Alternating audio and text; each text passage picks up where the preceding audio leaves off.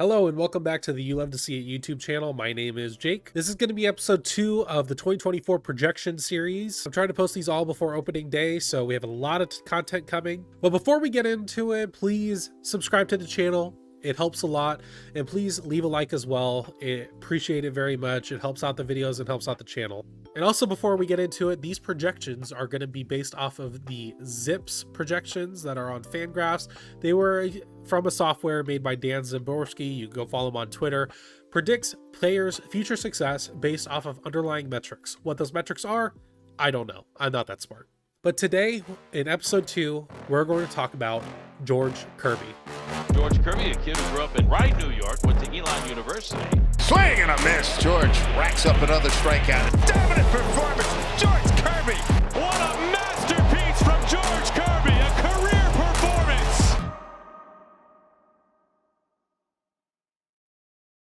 George had a very interesting 2023 season, to say the least. It was solid, but there was definitely some hiccups along the way. His 2023 season shook out with a 13-10 record, 190.2 innings pitched, a 3.35 ERA, 4.4 FWAR, 1.04 WHIP, and 172 strikeouts. He ended up being named to the All-Star team, and he ranked 8th in Cy Young voting. Now, overall, pretty good year numbers-wise, especially in the FWAR category. He had more FWAR than Luis Castillo did. And this is where we kind of debate, was Kirby realistically the ace of the rotation last year? His ERA was only below Castillo's by 0.01. He pitched almost the exact same amount, basically one game less than Luis Castillo did. His whip was better, he just didn't have as many strikeouts, which is interesting because, like I said, he had a very interesting season, especially towards the middle and second half.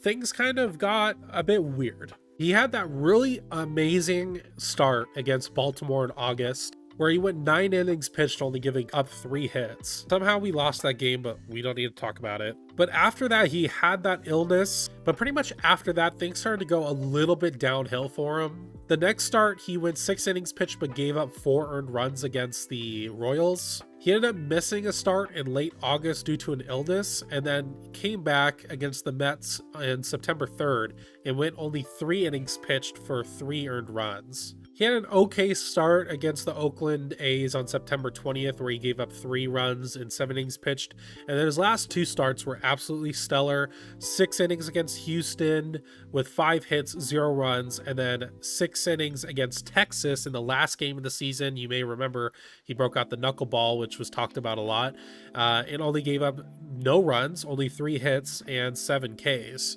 But there was that month and a half stretch where he didn't have a great time on the mound. But however, when you look at his 2023 stats, as I said earlier, he was pretty comparable, if not, you could argue, a bit better than Luis Castillo last year, who was supposed to be our ace.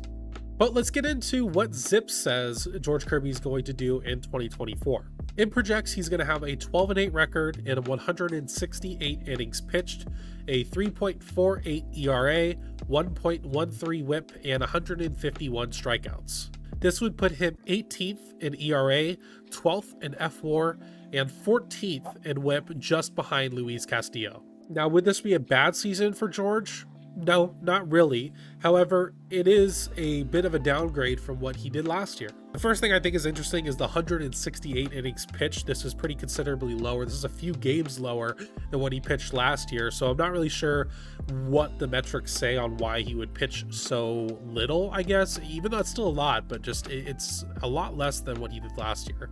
But yeah, it just generally looks like they think he's going to have a down year this year, and I think that's really interesting. George is young, he's developing still, which is insane to say considering how good he is already. So it makes sense that his projections aren't a big jump up in 2024, but I do think it's a bit weird how it's so low in 2024. I think a lot of this stems down to how George is going to combat the aggressiveness from lineups due to how amazing he is in his command and control. They know he's going to throw strikes. So lineups were kind of tagging him last year when they were aggressive, especially early in the count.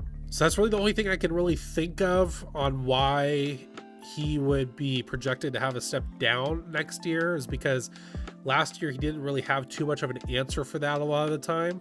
So it will be interesting to see how he plays in 2024 and attacks that game plan that he has to know at this point is coming. Now, where do I think George is going to be this year based off of the projections and how he did last year?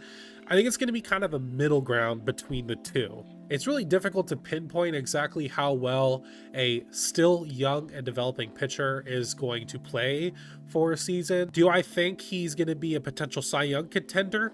It's very possible. George has the stuff and all the tools to do so. With that said, he needs to figure out how to combat the aggressiveness the lineups bring him, because when he doesn't, some of them do a really good job.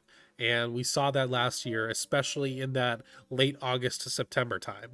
Now, do I think he's going to play where the 2024 Zips projections are? No, I think he's still going to be at least around what he was last year. I think he could even be better. It would not surprise me if at the end of the season, George Kirby is pretty clearly our ace of the rotation. He still has a lot of stuff to work on, and Castillo is a very formidable opponent when it comes to claiming that throne of the rotation. But that's going to be it for George Kirby. At the end of the day, my thoughts are, I think he has a very good shot at being a Cy Young contender this year. I truly hope he is. I would love to see George win that thing. That's going to be it for me. Once again, you can subscribe to the channel and leave a like. It's free. I appreciate it a lot, and I'll see you later.